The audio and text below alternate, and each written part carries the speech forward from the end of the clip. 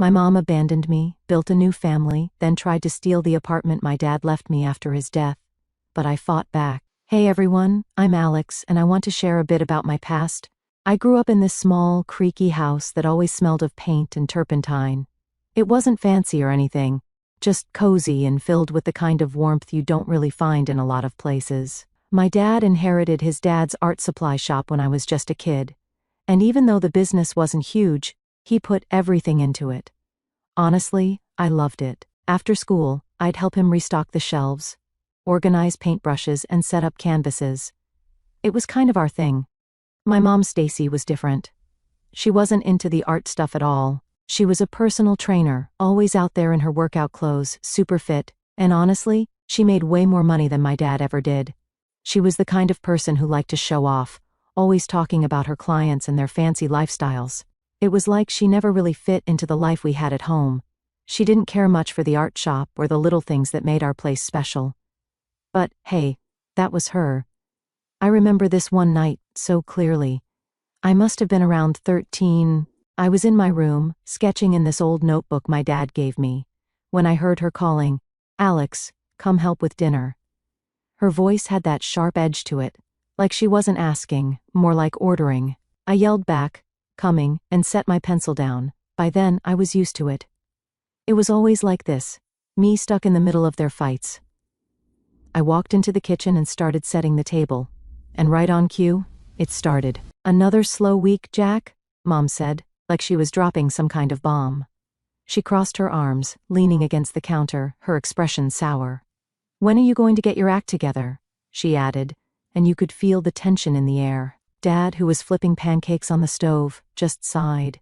"Stacy, not in front of Alex," he mumbled, keeping his eyes on the pan, like if he stared hard enough, he could disappear into it. But she didn't back off. "She should know what a failure her father is," she shot back, her voice like ice. I froze for a second, my hand gripping the edge of the table. It was like this all the time, and I hated it. Mom always belittling Dad, and him just taking it, trying to keep the peace. I mean, I loved my dad. He was the one who was always there for me, always trying his best to make things work, even when things were rough.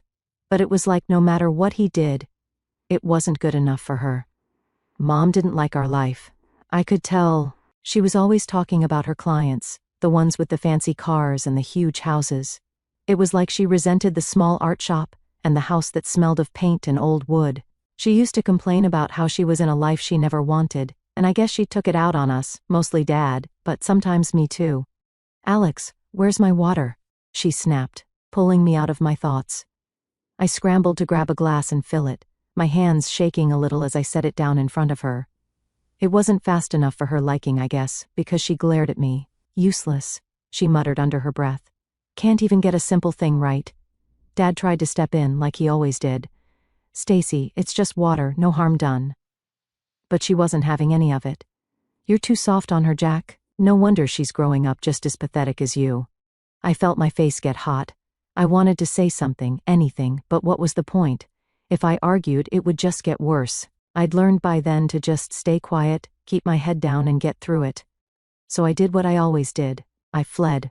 I ran up to my room, slammed the door behind me, and threw myself onto my bed, burying my face in the pillow. I remember lying there, feeling my heart race, trying to keep the tears in. It wasn't fair. Why did she have to be like this? And why did Dad put up with it? I knew he loved her. I mean, he must have.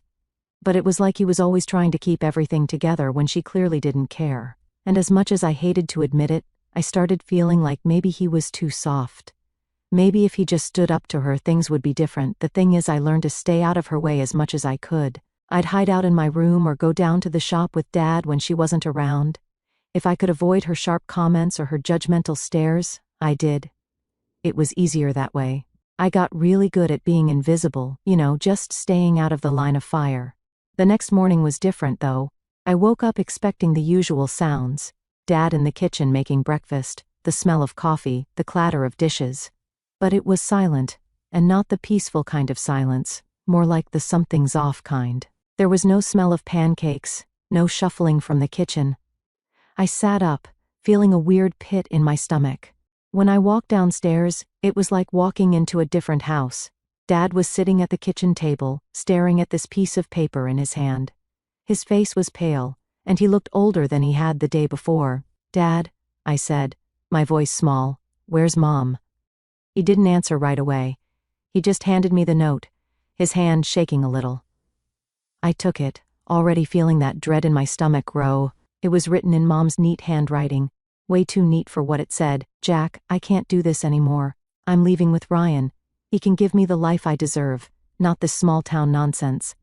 Alex, don't bother trying to find me. You're just dead weight, and I don't need either of you holding me back." I stood there, staring at the paper, feeling like I'd been punched in the gut. She was gone, just like that. No warning, no goodbye, just gone. And the way she said it, like we meant nothing, like we were just things she could discard.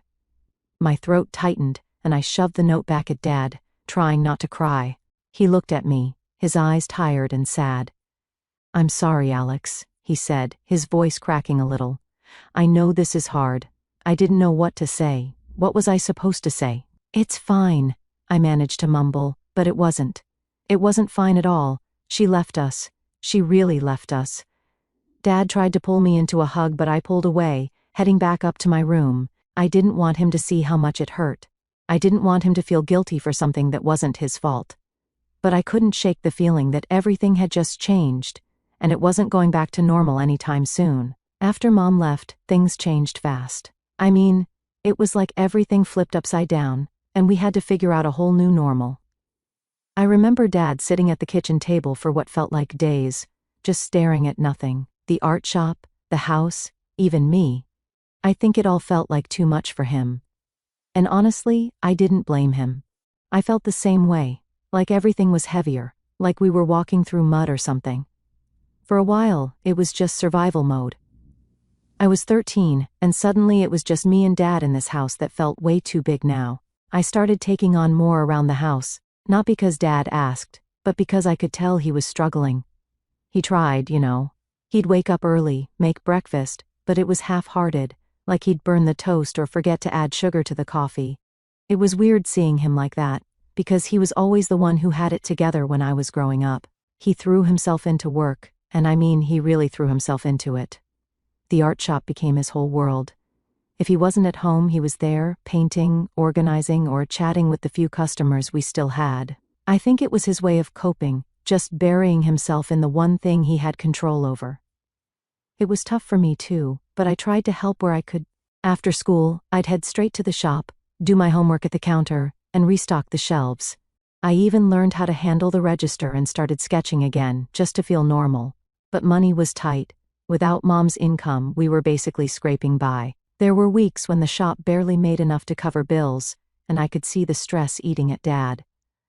He tried to hide it, but I'd catch him checking the bank statements, rubbing his eyes like he was trying to erase the numbers. One day, a few months after she left, I came home from school, and he was sitting at the table with all these papers spread out.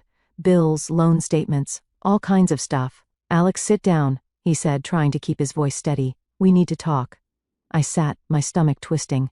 I knew things were bad, but hearing him actually say it made it real. "We're behind on the mortgage," he said, and I could see the defeat in his eyes. "If we don't start making more money soon, we could lose the house." It was a lot to process. I was just a kid, but even I knew that losing the house would be like losing everything. I didn't know what to say. I just nodded and tried to act like I understood how serious it was. "Is there anything I can do?" I asked, and I meant it. I was scared, but I didn't want him to feel like he had to carry it all alone. He smiled, but it didn't reach his eyes. "You're already doing a lot, Alex. We'll figure it out." And we did try to figure it out. Dad started taking on extra projects, offering art classes at the shop on weekends. We put up flyers at the local schools and community centers, trying to get people interested. I'd help set up the tables, fill the cups with water for the brushes, and clean up after the kids left. Some days it felt like we were making progress. The shop would be buzzing with activity, and we'd have a little extra cash coming in. But other days it felt like we were just treading water. The bills kept piling up, and there were nights when I'd hear Dad pacing in the living room, the floorboards creaking under his feet. I'd lie in bed, staring at the ceiling, trying to block out the sound. I hated feeling helpless.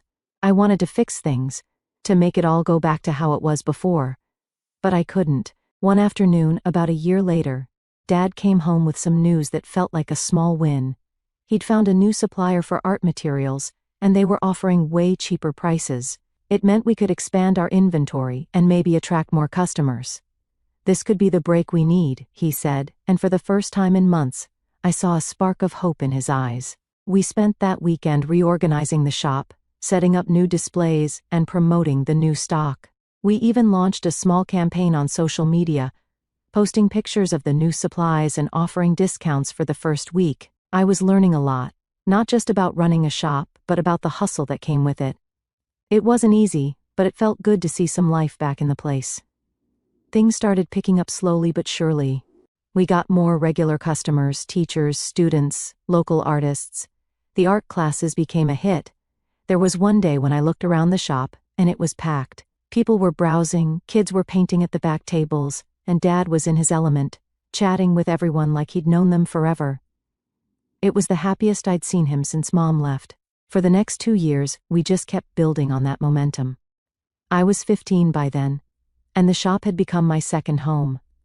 I knew the regulars by name, knew which brushes and paints they liked, and even started helping with the bookkeeping. Dad and I became a team, and in a weird way, I felt proud of what we were doing.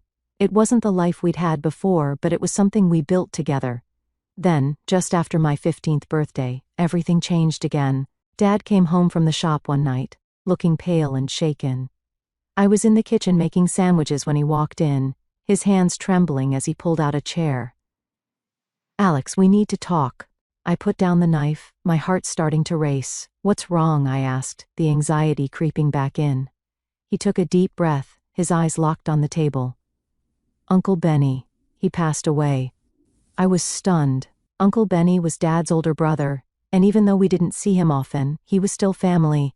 I remember him as this grumpy but kind guy who'd visit us a couple of times a year, always bringing some weird gadget or knick-knack he found on his travels. "What happened?"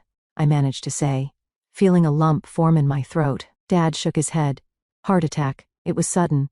He paused, then added, "He didn't have any other family, so everything's coming to us." "What do you mean?" I asked, confused. "He left us everything, his savings, his house, everything." "Almost $150,000, Dad said, his voice a mix of shock and disbelief. "I don't know what to do with it." I didn't know either. We'd been struggling for so long that the idea of suddenly having that much money didn't feel real. It was like I couldn't process it. "What are we going to do?" I asked, and for the first time in a long time, I saw Dad smile, like he was seeing a way out of all the stress. "We're going to fix things, Alex," he said, his eyes lighting up. "This is our chance." And just like that, it felt like things might finally be turning around. A couple of years after Uncle Benny's inheritance helped us out, things really started to change for the better. Dad used a chunk of that money to expand the art shop. He upgraded the equipment, brought in more supplies, and even opened a second location in town. It was amazing to see how much things improved. We went from struggling to making a solid income, and the shop became a local favorite. I'd watch him grinning ear to ear as people came in, excited to buy supplies or sign up for his art classes. By the time I was 18, we were doing well enough that Dad surprised me with the biggest gift of my life, a small apartment near campus. "It's your graduation gift," he said, handing me the keys with a proud smile. "I don't want you worrying about dorm life or rent." I remember staring at him, completely speechless. It felt like all his hard work had paid off, and he was sharing that success with me. College was a whirlwind.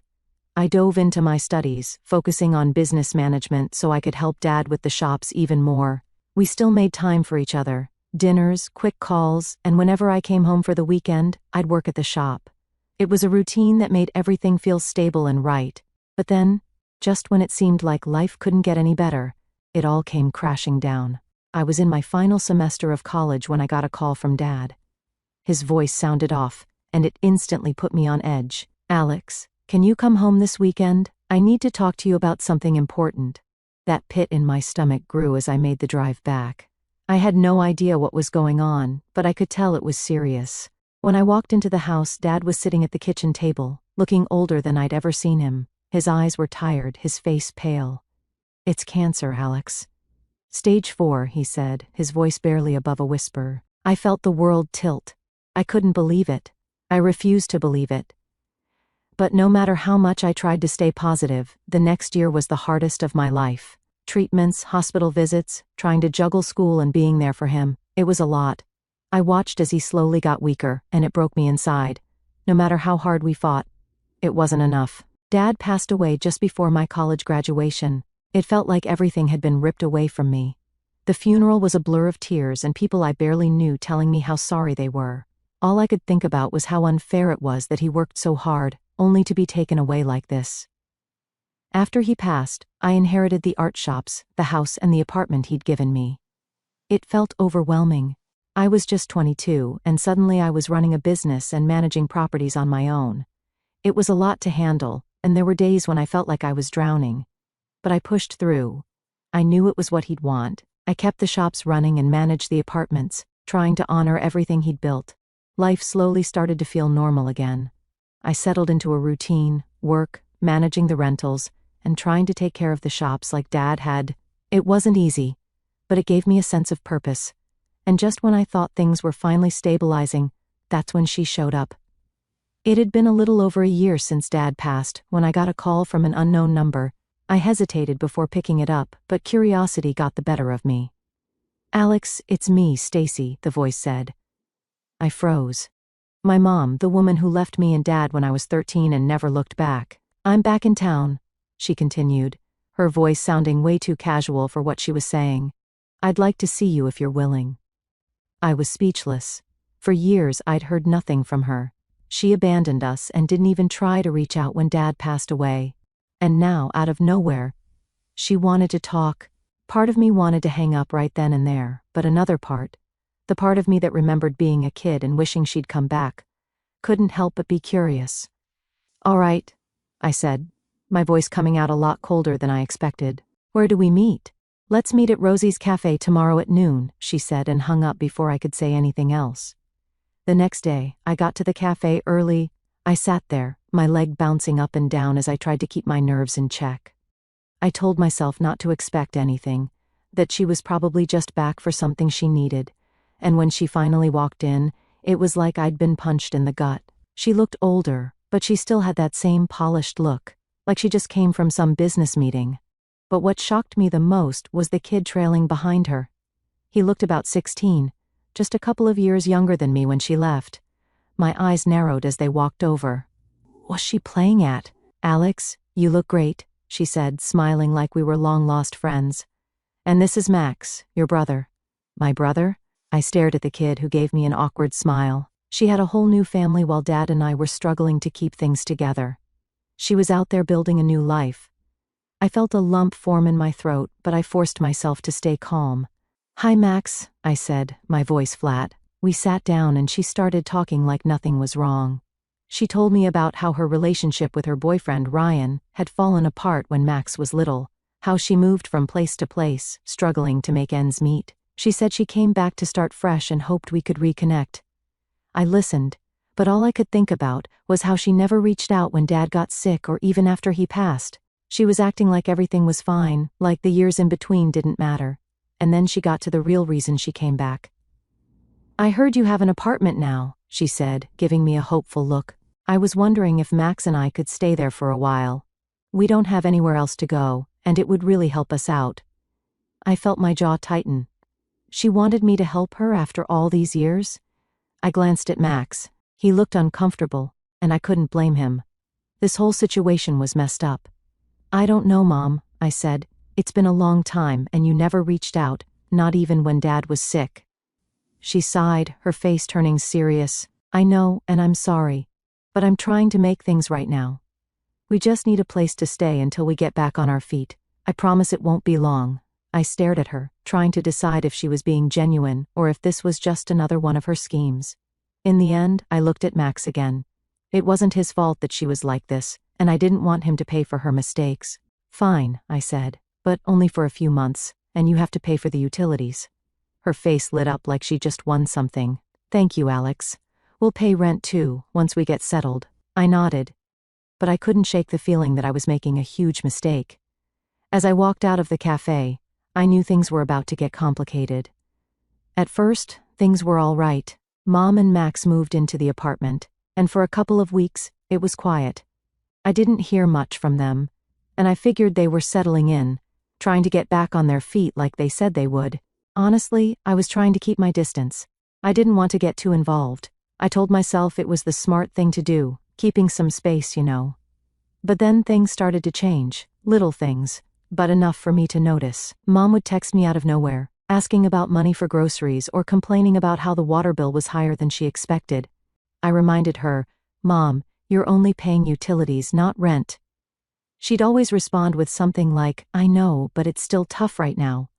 I'd tell her I understood, but deep down, it bugged me. It felt like the beginning of something I wasn't ready for.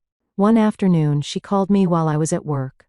"Alex, I need to talk to you," she said, her voice with that edge, the one I remembered from when I was younger, like she was about to ask for something big.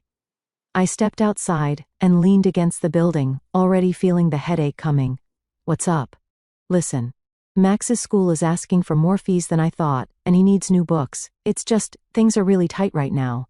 She paused, like she was waiting for me to say something. When I didn't, she added, "I was hoping you could help out, just this once." I felt my jaw tighten. "Mom, I already gave you the apartment for free. You said you'd handle the utilities. And I appreciate that, I really do," she said, her voice smooth, like she was trying to sell me something. "But we're struggling. I'm doing everything I can. It's just a little more help, that's all." I stood there, staring at the sidewalk. I could feel my frustration building up, but I tried to keep it cool. "I'll think about it," I mumbled, and hung up before she could push any further. A few days later, I decided to drop by the apartment unannounced. I wanted to see how things were going, and honestly, I needed to get a read on the situation. I knocked on the door, and it took a while before Max opened it. He looked surprised to see me, and there was this awkward pause before he stepped aside and let me in. The place was a mess. Boxes everywhere, dishes piled up in the sink, and clothes thrown over the couch. It was like they hadn't even tried to settle in properly. Mom came out of one of the bedrooms looking annoyed. "Alex, you should have called first," she said, crossing her arms. "I wanted to check in," I said, glancing around. "What's going on here?" She waved her hand like it was no big deal. "Oh, we're just still unpacking. It's been busy." Her tone was casual, but I could tell she was irritated that I showed up without warning. "Mom, it's been over a month. You said this was temporary, remember?" I felt the frustration bubbling up again. "You're still living here rent-free, and I haven't seen you paying for the utilities yet." She rolled her eyes. "I know, Alex. We're working on it, okay? Things are just harder than I expected." I took a deep breath, trying not to lose it. "It's not just about the bills, Mom. You need to get serious about moving on.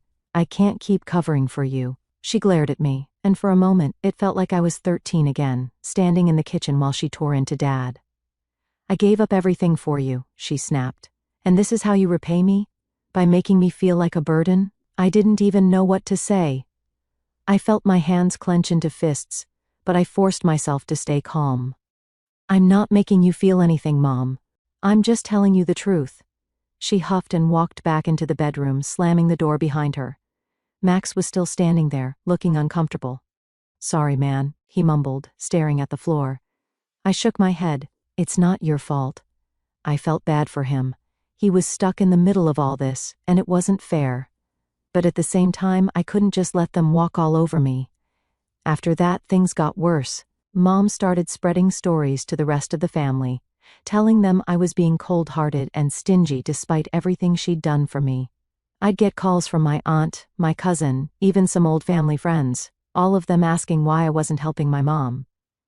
It was like she was rallying everyone against me, twisting the story to make herself look like the victim. One night, I got a call from my aunt. She launched into this whole speech about family loyalty and how I should be grateful for everything my mom sacrificed for me.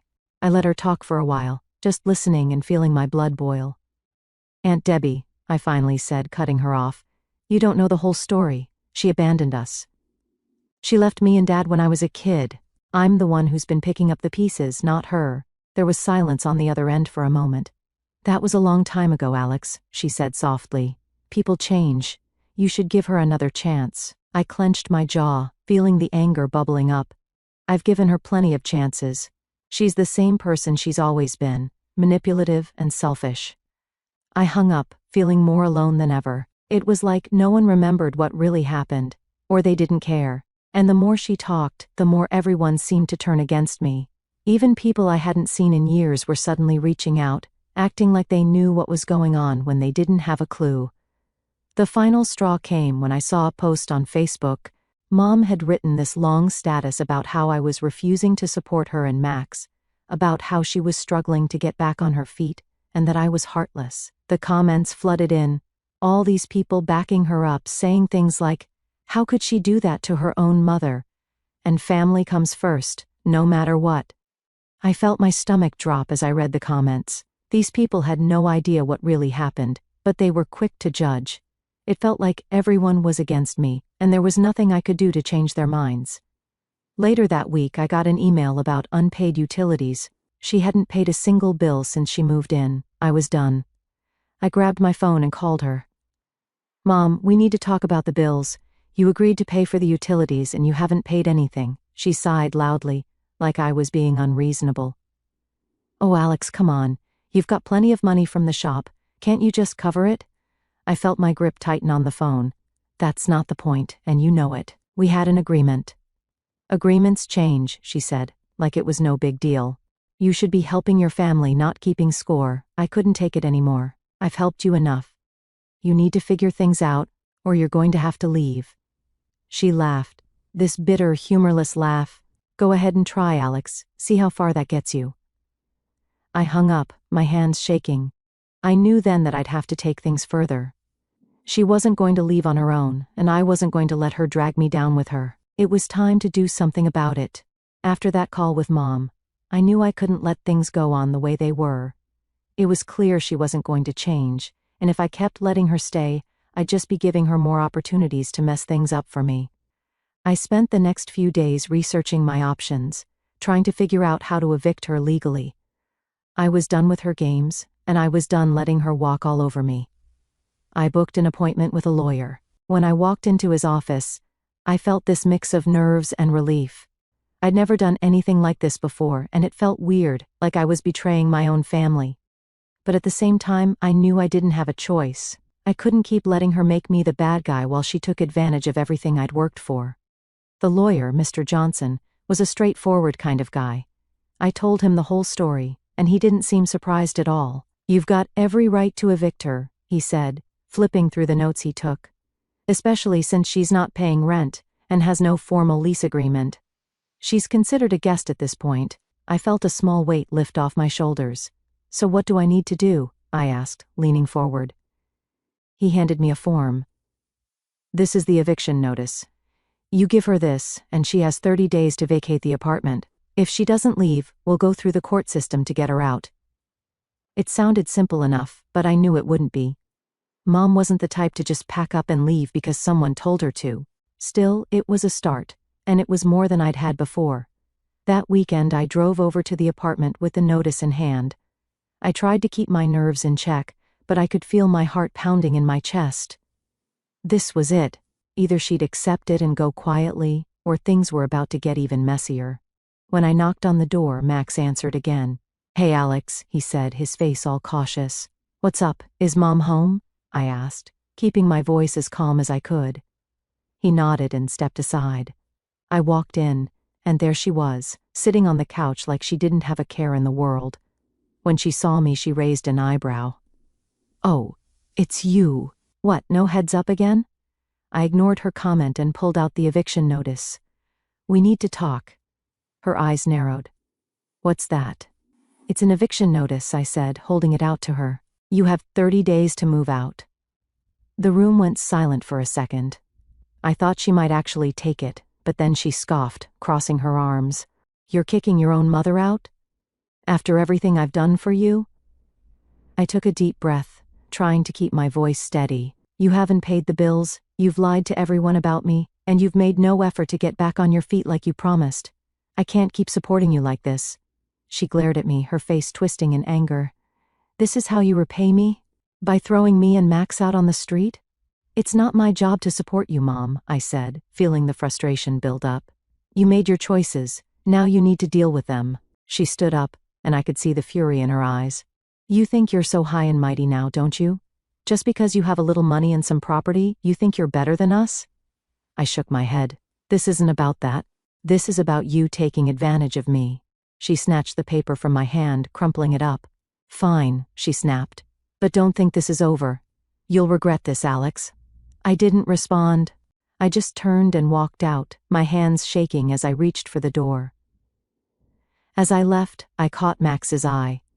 He looked so uncomfortable, like he wanted to say something but couldn't. I felt bad for him, but there was nothing I could do. This wasn't his fight. It was between me and her. Over the next few weeks, things got worse. Mom doubled down, going around telling anyone who would listen that I was kicking her out on the street and abandoning my family. She made it sound like I was some heartless monster who didn't care about anyone but myself. It hurt, seeing the comments and the messages from people who believed her. But I tried to push it out of my mind. I knew the truth, and I had to stay focused. With the eviction notice served, I started getting updates from Mr. Johnson about the next steps. It was a waiting game now, just counting down the days. But then the phone calls started. Every couple of days Mom would call, either begging me to reconsider or angrily accusing me of turning my back on her. One day she left a voicemail that said, "If you think you can just get rid of me, you've got another thing coming. You don't know what I'm capable of." I deleted the message, but the threat hung in my mind. I didn't know if she was serious or just trying to scare me, but it worked. I felt on edge, like something bad was around the corner. 2 weeks in, I got a call from Mr. Johnson again. "Alex, she's trying to fight the eviction," he said. "She's claiming you promised her the apartment and that she's entitled to stay." I felt my stomach drop. "Can she do that?" "It's unlikely she'll win," he said, trying to sound reassuring. "But it means we'll have to go to court." Great, I thought, just what I needed, more drama. But I knew I couldn't back down now. If I let her stay, she'd never leave, and things would only get worse. I agreed to move forward with the court process, even though the thought of facing her in court made my head spin. The day of the hearing finally arrived. I felt like my insides were twisting into knots as I walked into the courtroom. Mom and Max were already there. She looked upset, all red-eyed and teary, like she was trying to play the victim. Max just looked miserable, and I felt bad for him, but I had to remind myself that this wasn't about him. The hearing wasn't long, but it felt like hours. Mom put on this whole act about how she was struggling, how she was just trying to reconnect with her family and build a life for her and Max. She even cried a few times, and I could see some people in the courtroom giving her sympathetic looks.